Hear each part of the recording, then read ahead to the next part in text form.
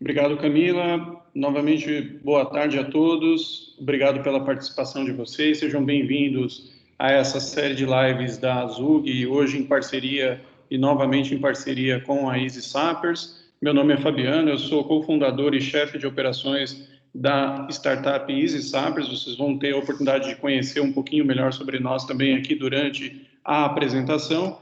E eu vou compartilhar o nosso conteúdo do dia de hoje, desligando também a minha câmera para que a comunicação fique mais facilitada e mais rápida também com vocês, a gente não tenha qualquer tipo de delay em relação à transmissão.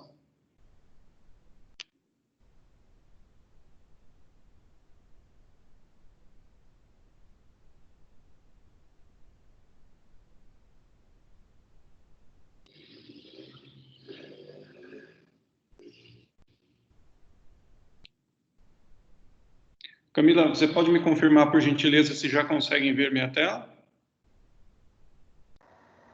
Ainda não estamos vendo.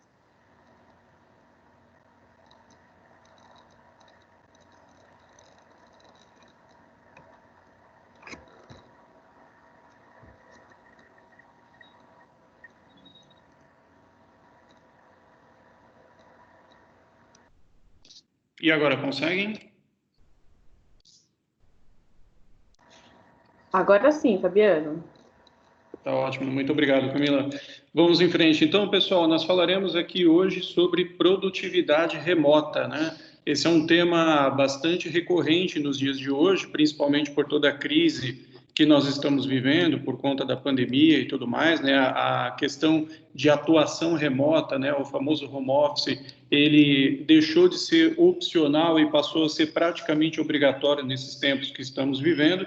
Então, nada mais justo e pertinente do que falarmos sobre esse tema no dia de hoje, mas no sentido de produtividade, ou seja, atuar de maneira remota, bem ou mal, todos atuam, temos ferramentas, temos práticas, temos diversas maneiras de atuar, né? Cada empresa aí com as suas políticas, mas o que significa de verdade a produtividade remota? Como nós podemos alcançar essa produtividade e, além de demonstrá-la para a empresa, né, ou seja, de que a sua produtividade não está atrelada ao fato de onde você está trabalhando, seja presencialmente ou remoto, mas que você também possa perceber isso do seu ponto de vista como um profissional e entender que a sua produtividade também pode ser alta, independente, inclusive, do local do seu trabalho.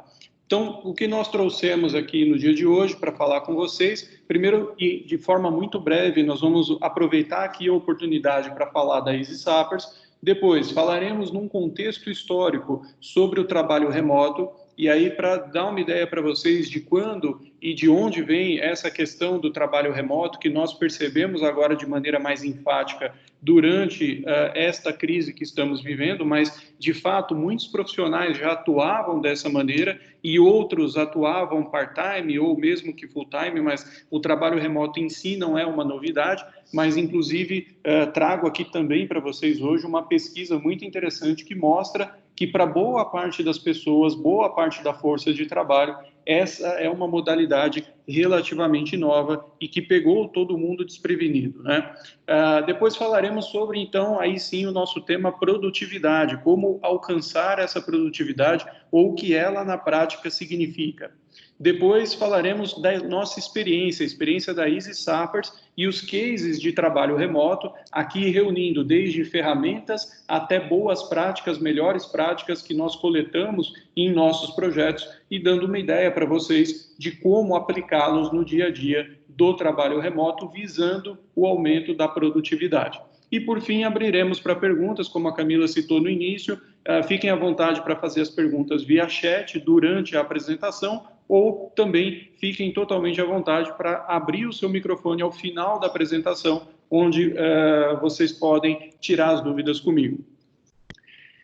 Bom, para falar um pouco sobre a Easy Sappers, e eu gosto sempre de fazer uma analogia da Easy Sappers com os nossos prestadores de serviços tradicionais e as consultorias atuais, que boa parte de vocês devem estar acostumados, ou trabalharam com ou estão trabalhando para, mas o fato é que esses prestadores de serviços tradicionais e consultorias estão baseados na oferta de commodities, de produtos, né, de pacotes prontos, soluções pré-fabricadas. Na prática, a Easy Sappers, pessoal, atua na proposta de entregar serviços com uma experiência que agrega valor. Essa experiência, através da plataforma easysappers.com, se vocês não tiveram ainda a oportunidade, sugiro que o façam, visitem a easysappers.com. Lá vocês vão ter ideia de tudo isso que eu estou falando, das nossas linhas de serviço, como nós propiciamos essa nova experiência em matéria de serviços. Nós não acreditamos em pacotes prontos ou soluções bala de prata, aquela solução que muitas vezes os prestadores de serviço e as consultorias fazem a oferta da solução one size fits all. Nós não acreditamos nessa questão porque nós entendemos que, ainda mais se tratando de SAP, os serviços devem ser customizados e, além de entregar propriamente um serviço diferenciado, que ele possa ser feito desde a sua contratação, passando pela execução, até a entrega desse serviço de uma nova maneira, através de uma nova experiência, que é propriamente a experiência digital, através da nossa plataforma easysappers.com.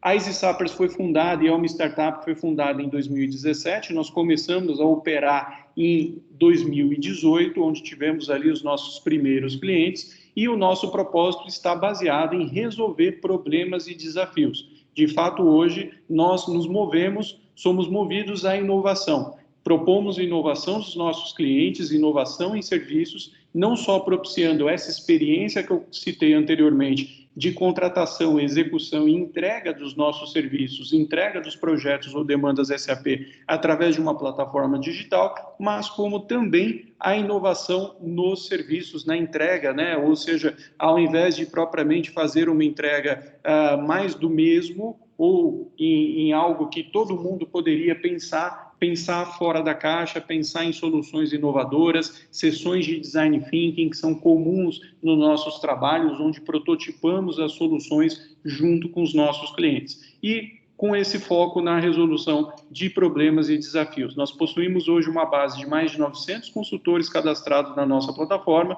e isso dá, vocês podem imaginar, que dá uma diversidade, uma habilidade muito grande de prestação de serviços quase que em toda e qualquer tecnologia e todo e qualquer desafio que nós temos hoje colocado pelas empresas, pelos nossos clientes. Além disso, nós temos um forte corpo diretivo, investidores e advisors, e entre eles eu gosto sempre de destacar o Orlando Sintra, ex-vice-presidente da SAP, hoje fundador da BR Angels, faz parte do corpo diretivo e de advisors da Easy Sappers e traz toda essa bagagem de TI, de SAP e de mercado para a nossa startup. Quem já faz parte dessa realidade, quem está conosco, que já fez projetos, faz projetos ou está em projeto ou ainda em operações de AMS de suporte conosco. São esses clientes aqui, entre outros, mas aqui eu destacaria alguns deles, por exemplo, a Klabin, onde nós temos a atuação numa célula ágil, a Anglo América, uma das últimas conquistas que nós tivemos em contrato guarda-chuva para melhorias no SAP ECC, a P&G, que nós fizemos a implantação de um portal de compras, e a Tinken, que utiliza a nossa linha de suporte. Lembrando que essa linha de suporte também é através da plataforma. Depois, ao final da apresentação, eu deixarei meus contatos, se vocês tiverem curiosidade de como essas empresas já fazem parte dessa nova economia, economizam até 63% no valor dos projetos e têm os projetos contratados, executados e entregues até 80% mais rápido, vocês podem falar comigo, eu fico à disposição para demonstrar isso na prática para vocês.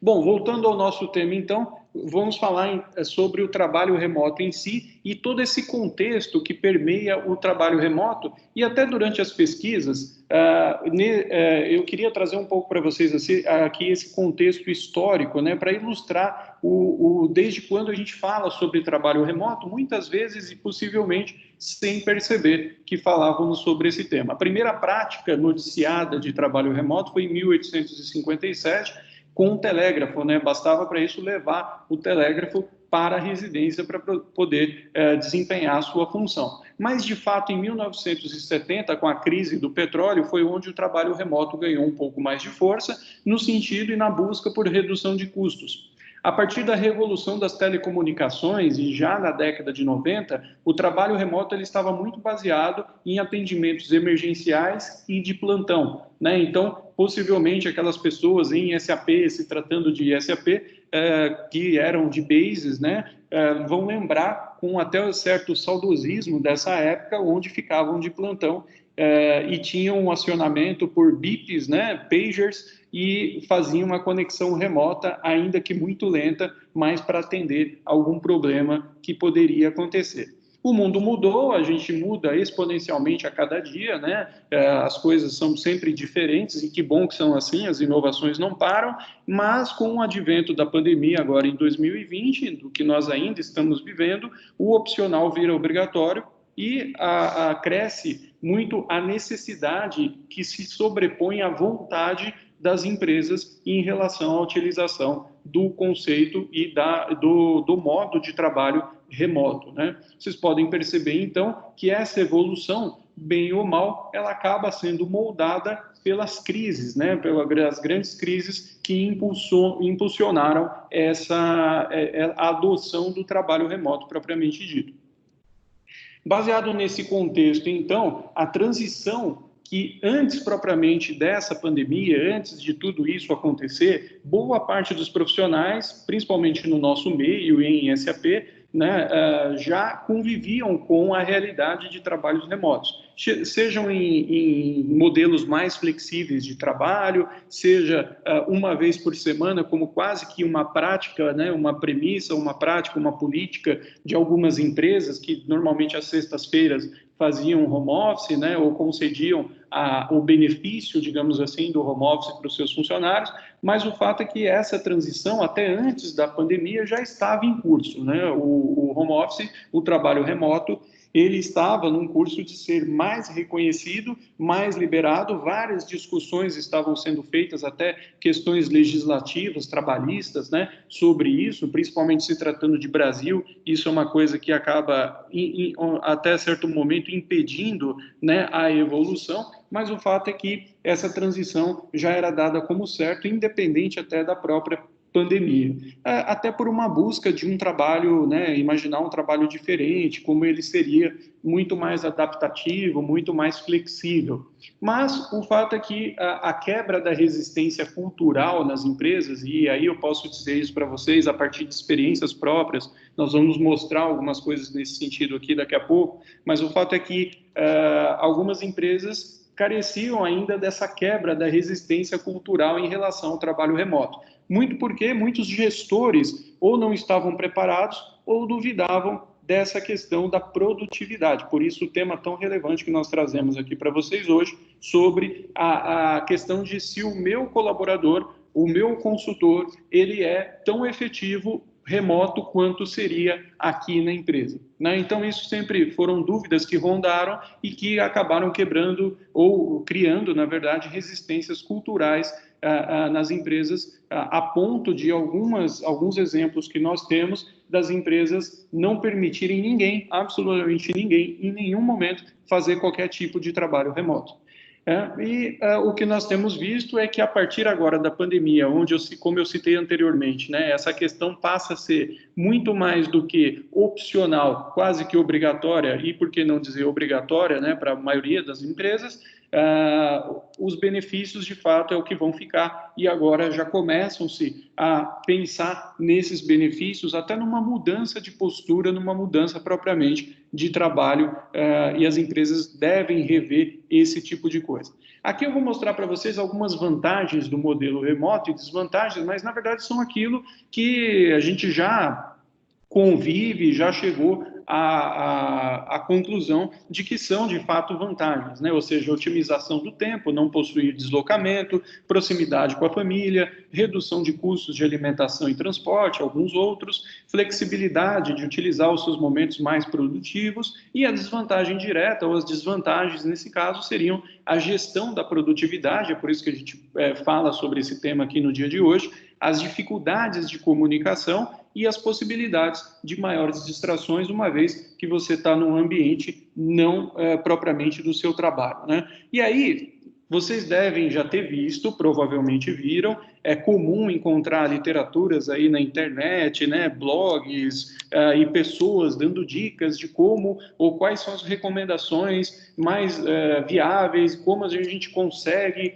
fazer um trabalho remoto mais produtivo. Mas cá entre nós, sendo muito sincero e transparente aqui com vocês, é muito difícil que isso seja realizado. A gente não consegue seguir. Ou pelo menos chegar próximo disso, né? Quer dizer, um ambiente de trabalho adequado, que seja silencioso, iluminado, organizado, confortável, não é propriamente o ambiente da sua casa para o trabalho. Nós não estávamos preparados para isso, salvo e raras exceções, os quais os profissionais já desempenhavam função 100% remota e já tinham esse modelo adotado há muito tempo. Mas, de fato, você tem ali, muitas vezes, e eu diria para vocês que quase em sua totalidade, uma improvisação do seu ambiente de casa, né, para que você consiga minimamente desempenhar a sua função. Eu tenho visto até algumas empresas recentemente mandaram para a casa dos seus funcionários equipamentos como cadeiras, né, como mesas, equipamentos ergonômicos, para que você possa manter sua postura, manter sua saúde e conseguir fazer o seu trabalho muito parecido, pelo menos, com o ambiente, ou tentando simular um ambiente que você teria empresarial ou corporativo. Né? Equipamentos de qualidade, infraestrutura, parece ser básico, mas quantas vezes você não está num conference call, ou quantas vezes você não está ali conectado com alguém, ou até com o seu chefe, e eventualmente você fica sem internet.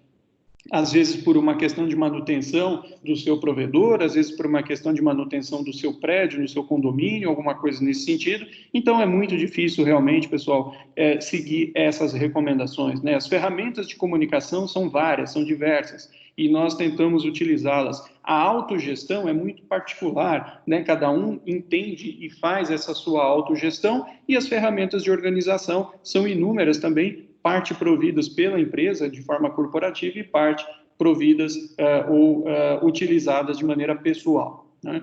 Mas é muito difícil seguir, de fato, essas recomendações, elas são vastas, existem muitas outras além dessas aqui que eu trouxe para vocês, mas só para exemplificar, ilustrar que, de fato, existe essa dificuldade em relação a seguir essas recomendações, e nós vamos ver aqui o porquê. A questão da produtividade remota, ela está intimamente ligada a essas questões que nós veremos a seguir e de como você pode aumentar a sua produtividade ao passo que você tem um ambiente de casa, um ambiente doméstico, onde as distrações são inúmeras, né? E parece que tudo joga contra a infraestrutura, às vezes não ajuda, você não tem a infraestrutura até para se sentar de forma adequada, como a gente citava agora há pouco, e também, às vezes, a internet não funciona, enfim, são vários quesitos, várias questões aí que jogam contra, né, na prática e que fazem com que você tenha uma produtividade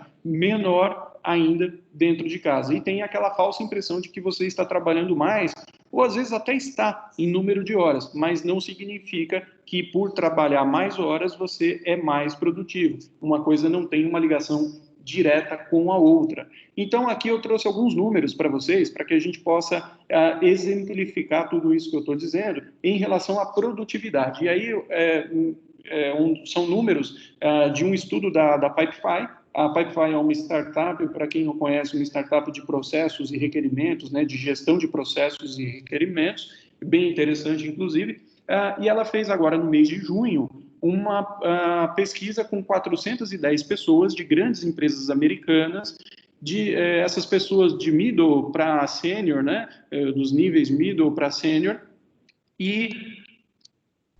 Opa, peraí, parece que tem alguém... Deixa eu... Alguém solicitou aqui o controle da apresentação, deixa eu só dar um negar aqui para a gente continuar. Voltando, Camila, vocês conseguem ver minha tela? Continuam vendo? Sim, Fabiano, estamos vendo. Ah, tá ótimo.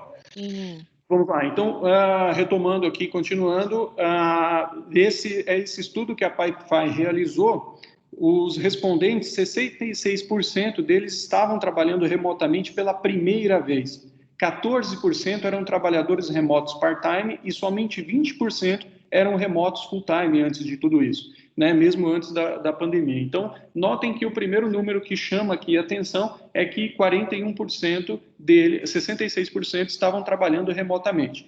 E desses 66% que estavam trabalhando remotamente, foi feita uma pergunta dentro da pesquisa se eles desejariam continuar trabalhando remoto mesmo após a pandemia. E 41% deles disseram que não, que gostariam de voltar para os escritórios, né? Também um número curioso. O estudo aqui, ele divide entre os novos trabalhadores remotos e os trabalhadores remotos já costumeiros, né? Ou seja, aquele que eventualmente trabalhava part-time remoto ou que já tinha algum tipo de experiência remota e aqueles que passaram a trabalhar remoto devido à pandemia, ou seja, foram quase que aí obrigados a trabalhar dessa maneira. E dentre esses novos trabalhadores, novos colaboradores remotos, o 41% diziam que, ou disseram nessa pesquisa, que desejam voltar após a pandemia, desejam voltar para o escritório, para o trabalho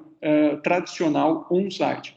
E dentro disso, com esse advento dos trabalhadores remotos, que eu expliquei para vocês, quer dizer, versus trabalhadores sazonais ou de temporada, também foi perguntado para eles quais eram os maiores desafios que eles enfrentavam trabalhando de casa. 63% disseram que eram as distrações, e aí distrações diversas, né? Desde o cachorro que late até o filho que chora, ou entre outras, né? A campainha ou interfone que toca.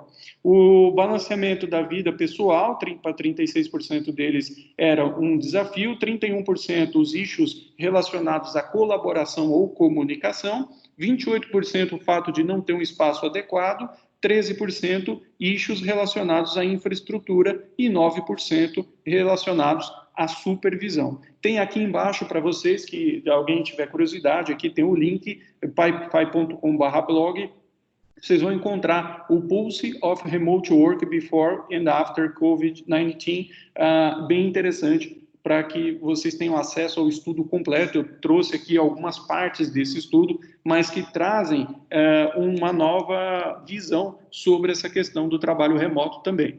E aí, perguntado para eles, para esses novos trabalhadores, né, considerados aí a nova força de trabalho remota, quais eram as coisas que mais causavam satisfação para eles no trabalho remoto, eles disseram que era o tempo com a família. Para 83% diziam que era o tempo para a família. 66% disseram que era a flexibilidade, que era aquilo que trazia mais satisfação para eles nesse modo de trabalho. Então, reparem, 41% disseram que querem voltar, mas reconhecem que em 83% deles reconhecem que o tempo com a família é uma das coisas que trazem mais satisfação neste modelo.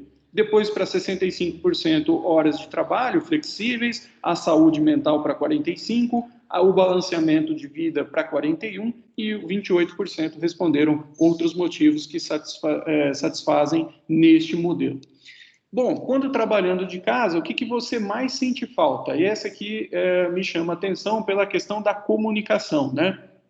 Então, para os trabalhadores aí considerados novos, vamos concentrar nesses novos, que é uma força importante, ou seja, 66% desses respondentes dessa pesquisa da Pipefy disseram que eles sentem falta do que não tem no trabalho de casa, né? Que eles mais sentem falta é das conversas casuais, né, com os colegas, por que não, até as próprias fofocas, né, segundo a pesquisa, e eu diria que aqui no Brasil pode ser interpretado também como aquela hora do cafezinho, falar sobre o futebol e entre outros assuntos que são fatos dentro das nossas rodas de conversa nas empresas, né? Então, curioso que 55% deles disseram que sentem falta dessas conversas mais casuais, mais informais.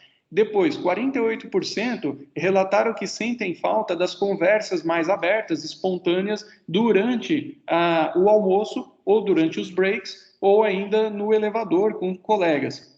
33% deles sentem falta das celebrações nos escritórios, que eram feitas para aniversário, happy hours ou atividades mais consideradas engraçadas ou motivadoras ou algo nesse sentido. E 29% consideram que eles sentem falta de que era a chance, né, ir para o escritório era a chance de estar longe, de deixar um pouco a família, de se afastar um pouco dos problemas de casa. 23% sentem falta dos snacks, ou do café, ou das facilities do escritório, né? E 12% das tarefas face-to-face.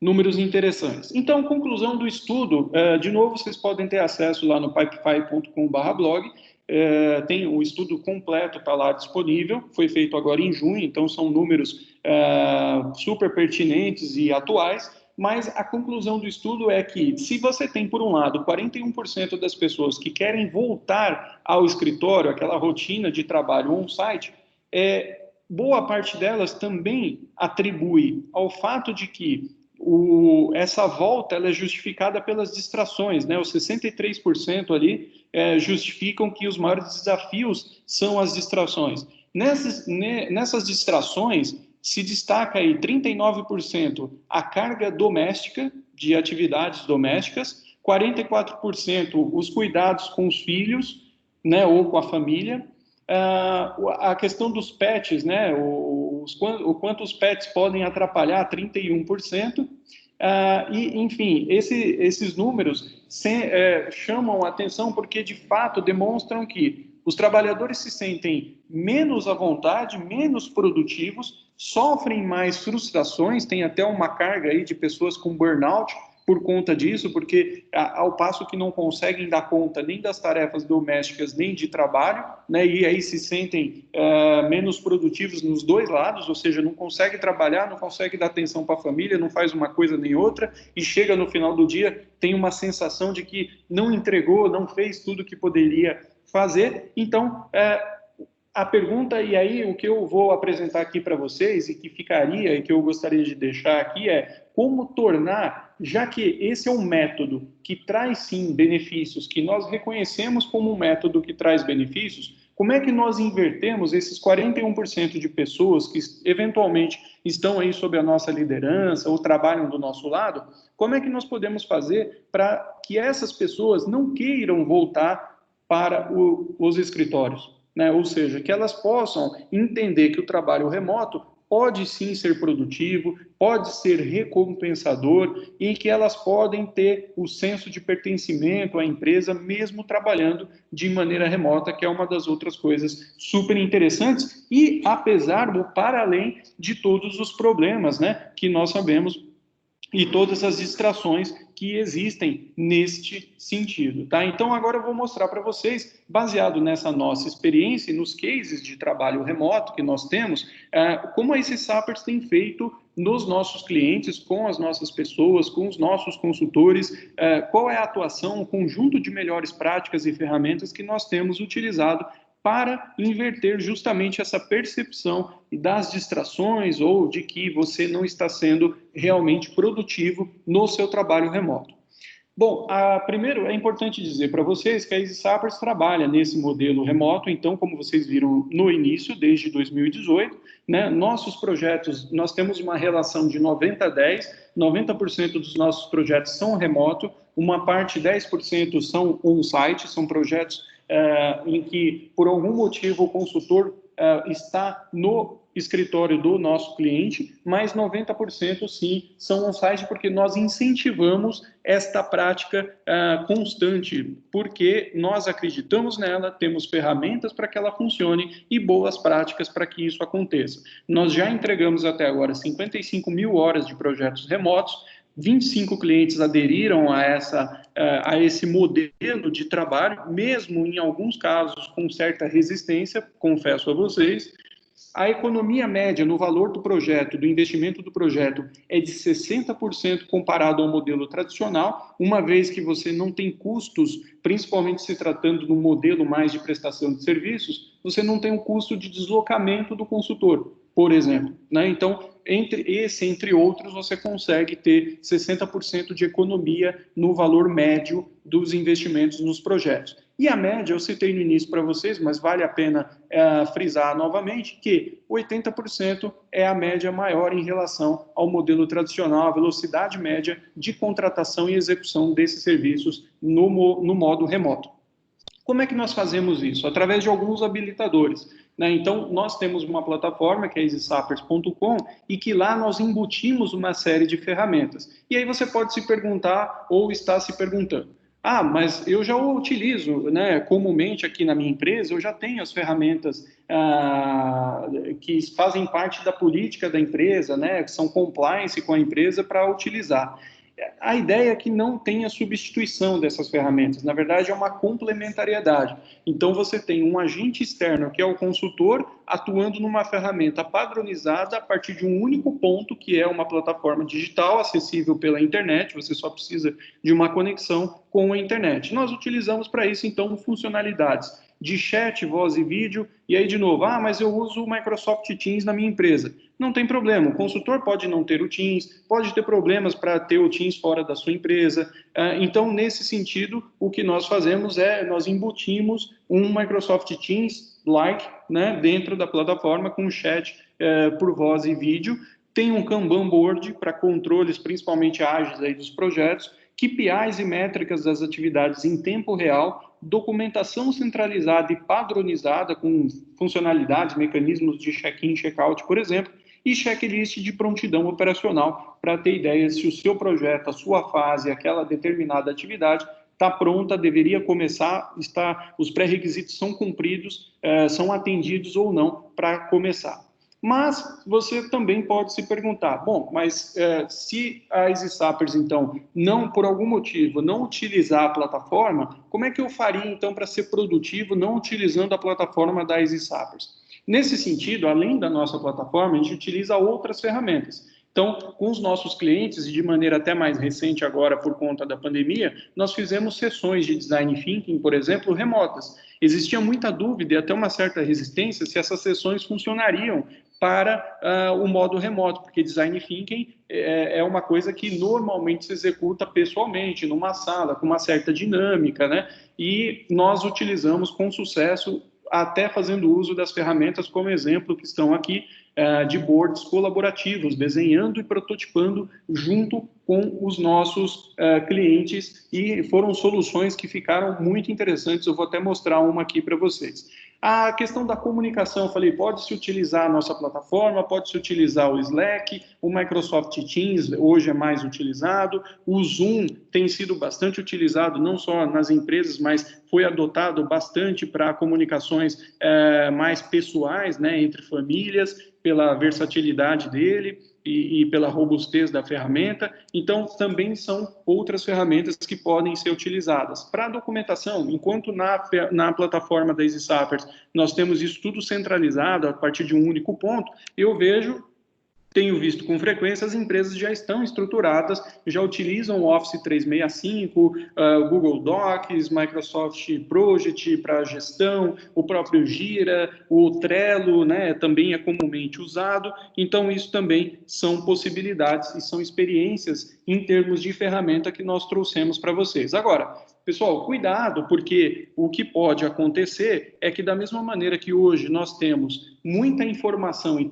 somos bombardeados, né? Na prática, nós somos bombardeados constantemente por informações diárias, e temos uma dificuldade natural de transformar essa informação em conhecimento. A mesma coisa aqui também acontece para as ferramentas, ou seja, ferramentas são inúmeras hoje em dia. Então, cuidado para que você não tenha a utilização da ferramenta só para constar, né? E aí o fenômeno que vocês já devem ter ouvido falar e visto, que era, essa reunião podia ter sido um e-mail, agora dos mesmos criadores dessa reunião podia ter sido um e-mail, vem aí, esse Zoom podia ter sido um WhatsApp.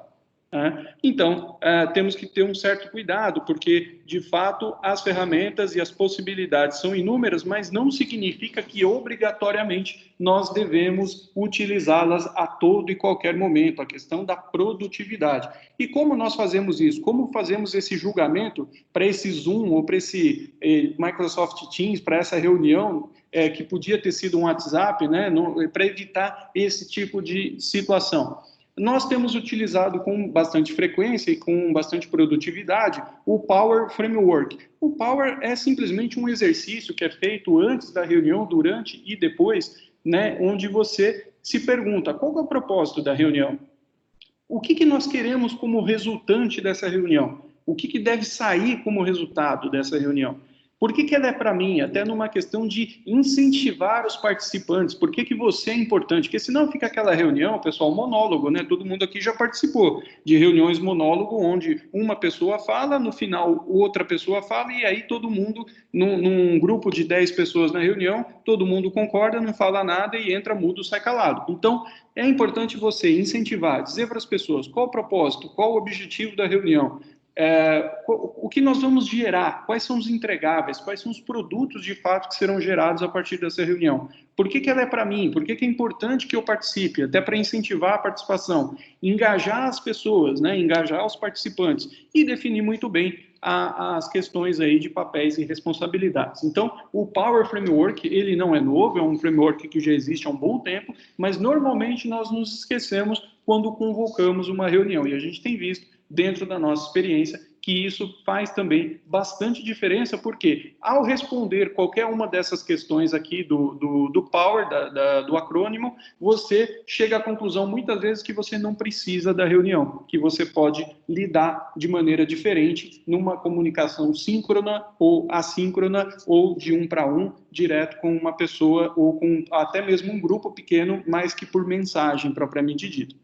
Eu queria trazer uma outra experiência aqui para vocês também, relacionada a um case de produtividade remota, onde nós implantamos o SAP RPA, o IRPA da SAP, para fazer mensuração de tarefas repetitivas.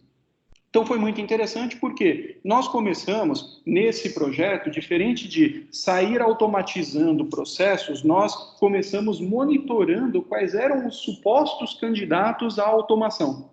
Né? Então, neste momento, quando nós monitoramos esses candidatos à automação, nós entendemos também que existiam problemas de produtividade em relação a algumas dessas tarefas. Muitas vezes porque o processo não era bem implementado, muitas vezes porque ele exigia muitos passos e passos manuais fora do SAP, por exemplo, envolvendo planilhas, e-mails e outros tipos de comunicação, e aí isso fazia com que o processo ficasse mais custoso. Então, nós, através dessa experiência, implantando o RPA e através de um primeiro passo, onde nós, primeiro, fizemos um mapeamento dos processos candidatos à automação, foi possível ter essa ideia sobre não só quais os processos considerados repetitivos e com baixo valor agregado e que poderiam ser automaticamente candidatos à automatização, mas como também quais eram os processos que estavam atrapalhando o dia a dia das pessoas, né, e que poderiam eventualmente até ser melhorados antes propriamente de ser automatizados. Fizemos isso através da captura desses processos, do fluxo, da captura do fluxo deles, para treinar os robôs, né, da solução. Construímos para que esses robôs primeiro atuassem como agentes de monitoramento, para que a gente pudesse ter ideia de thinking time e enfim, quanto tempo estava se perdendo, né, para não contar o tempo que a pessoa entra numa determinada transação e eventualmente saiu para tomar um café. Obviamente isso sai fora da curva e aí não é considerado, né, mas tudo isso foi construído dentro da solução para que antes propriamente de se implementar a automação desses processos, que a gente pudesse tirar as pessoas das tarefas repetitivas e operacionais e ter as pessoas em tarefas concentradas mais em tarefas estratégicas, muito mais do que operacionais. Agora sim, essas pessoas fariam parte de tarefas estratégicas. Alguns outros procedimentos que nós adotamos como boas práticas que eu gostaria de passar aqui para vocês. Nós temos feito, e com os nossos consultores não é diferente, existe quase que um contrato, um remote working agreement, onde nós combinamos os procedimentos, padrões, etiquetas, boas práticas e valores para o trabalho remoto. É importante, parece clichê falar isso, mas, pessoal, faz a diferença, porque depois as pessoas dizem o seguinte: eu não sabia que era assim que tinha que fazer, né? Eu não sabia, por exemplo, que tinha que abrir a câmera, né? A gente tem visto muito isso. E aí, me adiantando a um ponto aqui, Video Mode On, enxergar as emoções e reações por vídeo é uma boa prática para melhorar a produtividade também, porque você está longe, você não tem a percepção imediata. Então, se você tem a câmera fechada e só ouve a pessoa, você muitas vezes, mesmo com a entonação de voz, não consegue entender o que está sendo proposto ali, ou a emoção ou a reação da pessoa, né, dos participantes da sua reunião. Adiciona, se você já pratica stand-up meetings, por exemplo, reuniões diárias, como preconizam os métodos ágeis, por exemplo, as cerimônias, adiciona um daily retro meeting, para que você possa compartilhar lições aprendidas, né, do trabalho remoto. E aí o melhor exemplo é aquele da interrupção dos filhos, né, de uma entrevista ao vivo que estava sendo dada num jornal, e os filhos entram no escritório, todo mundo recebeu isso, todo mundo deve se lembrar. E é um momento considerado um funny moment, né? E é legal compartilhar esse tipo de coisa, mas ao compartilhar as lições aprendidas, fica claro também como aprender com elas, né? Propriamente dito. E o foco, evitar o fenômeno que eu falei agora há pouco, essa reunião podia ter sido um e-mail, ou esse Zoom, ou esse Microsoft Teams podia ser um WhatsApp, né? Então, eu tenho visto em alguns agreements, né, algumas cartilhas de algumas empresas, o seguinte: olha, está todo mundo com a câmera aberta, tem uma pessoa falando, o orador vai perceber que perdeu a sua audiência ao passo que as pessoas mostram um objeto na mão direita. Né? Então, não precisa interromper a pessoa, levanta-se uma plaquinha, um objeto, alguma coisa que é combinada com antecedência, e aí o orador sabe que está perdendo a audiência dele e tem que mudar de assunto, ou mudar a reunião, ou mudar a forma como está fazendo a reunião. Então, são alguns conjuntos, algumas práticas que nós temos adotado que têm feito, de fato, a diferença em nossos projetos. Uma outra questão é a comunicação assíncrona. Escolher muito bem quando fazer assíncrona ou a assíncrona, né? A assíncrona, ela pode ser usada para o dia a dia, e assíncrona para reuniões semanais, por exemplo. Os exemplos aqui acho que ilustram bem essa questão. A comunicação síncrona, ela exige mais. Então, a troca de mensagens cria uma necessidade de você ter a pessoa do outro lado conectada, sem interrupções, porque você quer a resposta dela naquele momento. Quanto à comunicação assíncrona, eu digo e tento ser o mais sucinto possível, né, e dizer tudo o que eu preciso naquela mensagem única, e a pessoa me responde dizendo: ok, entendi, eu vou trabalhar nisso, como mostra também, ilustra aqui o exemplo. Né? Então, a dica aqui e a sugestão, e o que nós temos feito e visto bastante no projeto, é que os líderes, principalmente, saibam, e depois as equipes, por consequência, saibam quando utilizar uma comunicação síncrona e uma comunicação assíncrona. Né? A comunicação síncrona, ela pode até servir mais para você trocar uma ideia de algum assunto um pouco mais informal, alguma coisa que tem que ter interações muito rápidas. A comunicação assíncrona, ela é mais objetiva nesse sentido, mas o ideal é que você possa utilizar um mix das as duas formas de comunicação. Aqui são aplicações que recentemente nós desenvolvemos de maneira remota. Então, foram aplicações desenvolvidas, inclusive, em SAP Cloud Platform, e foram feitas de maneira remota desde a sua concepção, desde a fase de design thinking até propriamente a entrega da solução. Tem funcionado muito bem e nós temos tido um retorno muito agradável, muito produtivo, muito recompensador em relação à atuação remota, que vem funcionando e vem gerando bons frutos nesse sentido. Também como a prática de ter um MVP, né? Já que você pode errar e provavelmente errará, né? Que você erre rápido. Essa é um mantra, inclusive, das startups, e conosco não é diferente, mas o fato aqui é que a gente tem visto que, quanto antes você colocar um MVP na mão do seu usuário, uma prova de conceito, melhor e mais fácil você fará a comunicação e a sua produtividade remota aumentará. Ao invés de você entender o que a pessoa quer dizer, voltar a fazer o desenvolvimento e num belo dia entregar e marcar uma validação com ela, faça cerimônias de entregas graduais para que você obtenha já os feedbacks. A jornada para o remoto, nós acreditamos que ela passa por algumas etapas. A primeira etapa seria desenvolver o senso de pertencimento. É comum que os colaboradores percam esse senso por estar em remoto, então é importante isso. Trabalhar as questões culturais, promover e incentivar essa cultura do trabalho. Governança é imprescindível, é muito importante que você mantenha a governança, inovação, pensamento inovador, né, um incentivo a novas ideias, tolerância a falhas, que eu falava agora há pouco sobre colocar o MVP no ar, comunicação, ferramentas e métodos de comunicação são sempre muito bem-vindos, implantação de métodos ágeis, enxergar a TI como estratégica, né? A TI sempre sofrendo aí, de certa maneira, recentemente eu tenho visto relatos de que agora que lembraram da TI, porque todo mundo precisou se conectar remoto, né? Então isso acaba sendo muito ruim. E a integração propriamente entre as áreas de negócio, não é porque estamos remoto que não podemos ter as integrações.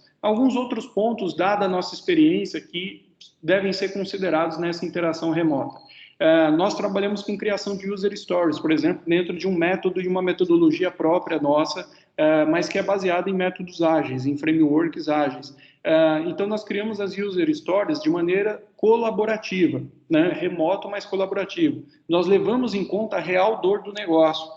Isso também é importante, desenhar a jornada e sempre considerar a dor de quem está te pedindo aquilo, né? A prototipação da solução deve considerar a jornada do usuário. O backlog é devidamente planejado e alinhado, tratar as alterações de escopo como normais e encaixá-las nas sprints, ainda que tudo isso de maneira remota.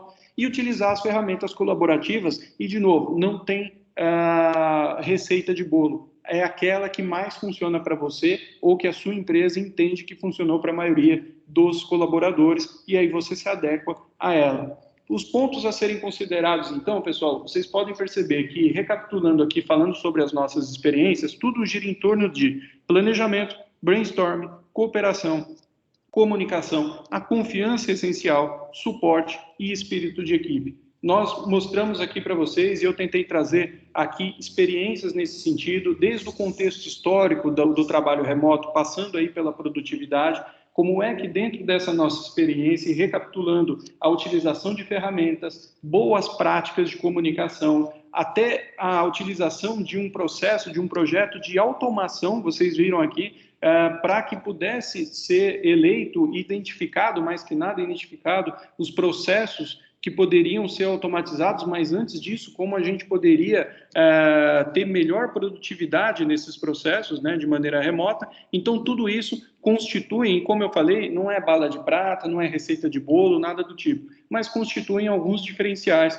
para que você se torne mais produtivo no seu trabalho, ou você, o seu grupo, os seus liderados, ou alguma coisa nesse sentido, mas que você tenha a satisfação de, no final do dia, independente do seu modo de trabalho, seja ele on-site ou remoto, que você sinta a produtividade, sinta que fez realmente a entrega. Pessoal, era isso que eu queria passar para vocês, o nosso conteúdo, e estou agora abrindo para perguntas. Fiquem à vontade. Eu não sei, Camila, se nós temos perguntas aí no chat, mas fiquem à vontade, eu estou à disposição. Se não agora, se vocês não preferirem não perguntar agora, abrindo aí os microfones, eu deixo aqui também os meus contatos, estão na tela. Entre em contato comigo, fiquem à vontade para que a gente possa falar um pouco melhor e com mais profundidade sobre essas experiências que eu mostrei aqui, sobre os cases da EasySappers, sobre propriamente nós, a EasySappers, como nós atuamos, nosso modelo de trabalho e de novo, estou à disposição de todos para tirar as dúvidas.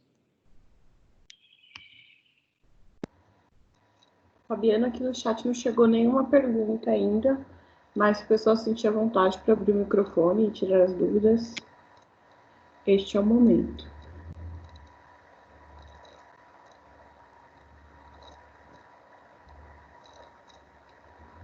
Bom, Fabiana, eu acho que então nós podemos encerrar a live, já que o pessoal não tem nenhuma dúvida. Você pode deixar o seu contato e qualquer coisa eles te encaminham um e-mail com a dúvida que tiver. E também esse material será disponibilizado em nossa plataforma de colaboração, como informamos no início da reunião, e o vídeo também será disponibilizado lá na plataforma. Eu agradeço a participação de todos, agradeço, Fabiano, mais uma vez pela disponibilidade e até a próxima live, pessoal. Boa tarde. Muito obrigado a todos, uma ótima tarde.